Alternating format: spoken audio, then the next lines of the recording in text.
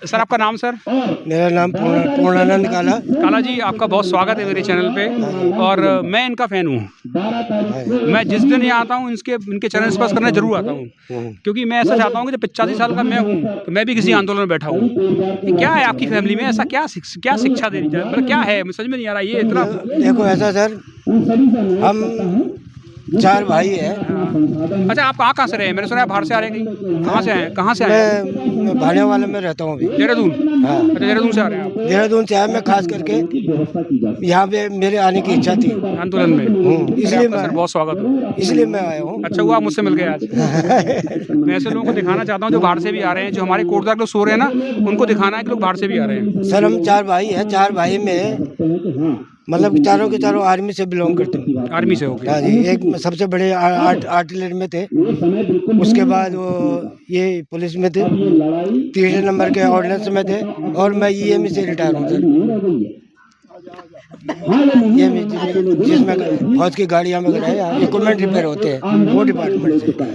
तो हमें अपने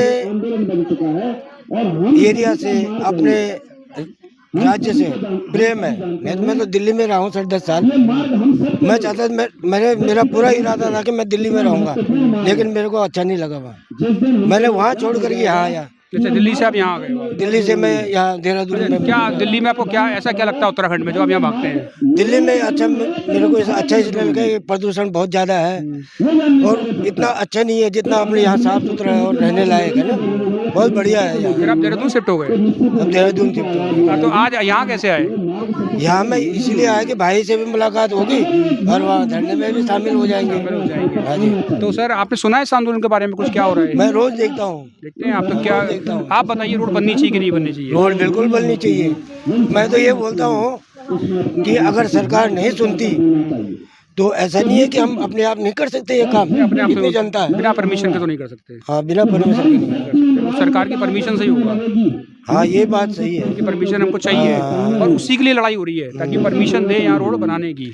हमने तो सर वो होने के लिए क्या नहीं होता है, हमने तो अपने गांव की रोड अपने आप निकाल दी। ये उसमें एनजीटी के अंदर है ना, इसमें नहीं कर सकते। एनजीटी के अंदर आ रहा है।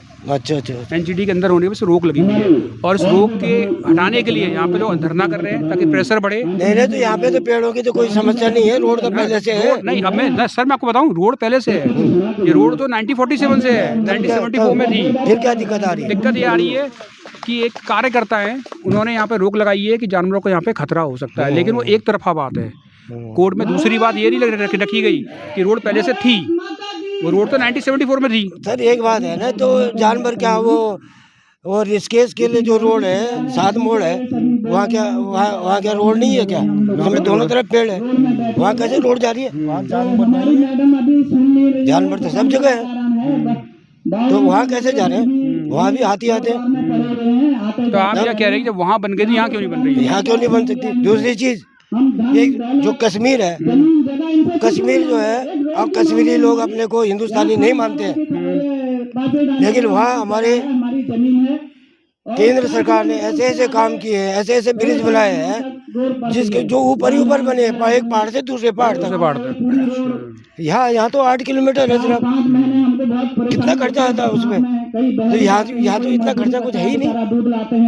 क्या ऊपर ही ऊपर ब्रिज बन सकता है आराम से, क्या जानवरों को कोई नुकसान ही नहीं होगा?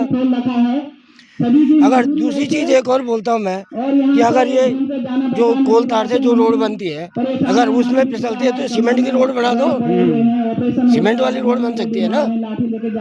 तो ये तो मैं ये बोलता हूँ कि ये हमारे जो नेता है कोटद्वार के, अब फिसलने बात वाली जो बात है ना, थोड़ी अजीब सी है। पहाड़ों में रोड कैसे बन गई? पूरे उत्तराखंड में रोड भरी पड़ी है, क्या वहाँ पे जानवर नहीं है? वो नहीं फिसलते? ये एक बहाना है उस काम को ना करने का। इसके पीछे बहुत बड़ी बड़ी चीजें हो सकती हैं कि रोड क्यों नहीं बनी। इसमें क्या राजनीति में, मेरे को राजनीति भी लग रही है इसमें। हो सकता है, क्योंकि मैं ये बोलता हूँ जब हरीश सिंह रावत जी ये काम कर सकते हैं, अगर वो बीजेपी में रहते ये रोड बन गई होती। हरीश सिंह रावत जी ने इतना पैसा खर्च कराया, कितना करोड़ों रुपया खर्च बर्बाद हो गया हो। आज तो सरिया अभी भी वो ऐसे दब गए नीचे सीमेंट में। अगर वो काम आगे बढ़ता तो कुछ पैसा तो बचता, कितना नुकसान हुआ। इस गवर्नमेंट को कोई मतलब नहीं है नुकसान से या फायदे से, कोई इतना पैसा वहाँ लगाया नुकसान ही तो रोड नहीं बनी तो। अगर साहब ये रोड बन जाएगी आपको क्या फायदा होगा अब देहरादून से आने में? देहरादून से आने में मेरे को तो मेरी आत्मीयता से जुड़ा हुआ है ये। मैं जब हरिद्वार से यहाँ के लिए जियो में बैठता हूँ, मेरे को ऐसा लगता है कि जैसे मैं अपने जो है ना अपने गांव से जुड़ गया हूँ। मैडम ये रोड आपके दिल से जुड़ी हुई है, आपके दिल से जुड़ी हुई रोड है। हाँ जी, मैंने आपका हार्ट से कनेक्शन है इसका। हाँ, हार्ट से कनेक्शन है। अगर रोड बनेगा तो हम जब यहाँ हरिद्वार से बैठते तो ऐसा लगता है कि मैं अपने गांव के रोड में पहुँच गया, गांव की बस में बैठ गया। आपको थोड़ा ऐसा लगता है कि कितने साल हो गए आज 2002 से लेके 2025 ये वैसे के वैसा है? हाँ जी, इसमें रोड में कोई बदलाव नहीं आया? नहीं कुछ नहीं आया बदलाव। जो 2002 में था 2001 में था वो अभी भी वैसे का वैसा है, तो थोड़ा दुख होता है। मैं तो अपने विधायक जी जो खरदोली जी से ये बोलूँगा कि आपको इन लोगों पे दया नहीं आ रही बिल्कुल भी, जो इतने दिन से बैठे हुए हैं, जिन्होंने आपको इतनी बड़ी गद्दी पे बिठाया, आपको उनके प्रति कोई लगाव नहीं है।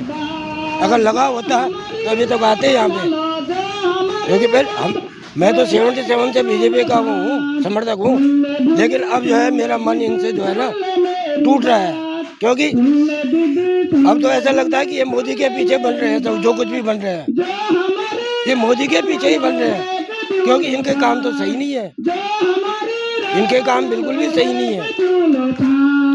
जो भी नेता है ना अभी उत्तराखंड में बन रहे हैं सिर्फ मोदी के नाम से बन रहे हैं, और इसमें भी तो मोदी जी ने पैसा देना है। अप्रोच करने वाला चाहिए, क्यों? अगर अप्रोच करेंगे मोदी जी से तो मोदी जी पैसा नहीं देंगे क्या?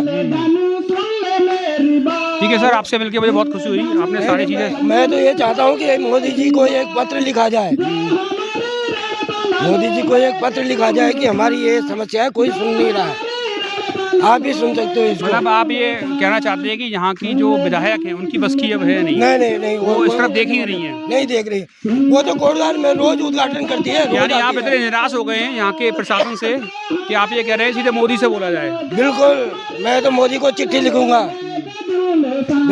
मैं मोदी को चिट्ठी लिखूंगा कि मोदी जी यहाँ के प्रशासन वाले कोई सुन नहीं रहे, आप ही इस काम को कर सकते हैं। मोदी जी सुनते हैं, बहुत सारे लोगों की परेशानी थी, चिट्ठी लिखी है, उसका चिट्ठी का जवाब आता है। मेरा मतलब अब बात यहाँ तक पहुँच रही है कि आपको यहाँ की विधायिका से कोई उम्मीद नहीं है, आपको उत्तराखंड प्रशासन से भी कोई उम्मीद नहीं है, आप चाहते हैं कि मोदी जी बीच में इंटरफेयर करें और रोड को बनाने में मदद करें? बिल्कुल बिल्कुल, मतलब आप मोदी को उत्तराखंड प्रशासन के काम करने तरीके से बिल्कुल से रूठ गए हैं? बिल्कुल बिल्कुल सर। आपको ऐसा नहीं लग रहा कि वो कुछ कर पाएंगे? अभी देखो ना क्या है यहाँ कोटद्वार में इतना बड़ा हॉस्पिटल बना है, उसमें डॉक्टर नहीं है, क्या कर रही है सरकार हमारी? पूरा बॉडी गढ़वाल यहाँ बचा हुआ है, वहाँ डॉक्टर नहीं है तो वह देहरादून जा रहे हैं, यहाँ पे डॉक्टर होते तो इलाज यही होता। ये समस्या है सर, बहुत समस्या है, इनको कोई सुनने वाला नहीं है। धन्यवाद सर आपके बेबाक राय के लिए, जितनी आपने राय लिखी और जितनी। मैं तो थापा जी का वो करता हूँ, शुक्रगुजार करता हूँ, उन्होंने तो इसको चलाया है, उन्होंने तो चलाया है उसको। ये बेचारे यहाँ के मूल निवासी भी नहीं है, तब भी जो है ये बेचारे इतने दूर पैदल गए, कम से कम खंडूर जी को इनके ऊपर तो दया आती नहीं है ही नहीं है। और अब इस तरह से निराशा यहाँ फैल चुकी है कि उत्तराखंड प्रशासन से लोग कोई उम्मीद नहीं कर रहे हैं, उन्हें लगता है कि रोड ये लोग बना नहीं पाएंगे। और यहाँ पे जब भी फौजी भाई से मेरी बात हुई, काला जी हैं, उन्होंने बताया कि अब उन्हें प्रधानमंत्री से उम्मीद है कि वो बीच में इंटरफेयर करें और इस रोड को बनाने का काम को जल्दी आगे बढ़ाएं। और अभी चल रहा है इसी तरह से आंदोलन।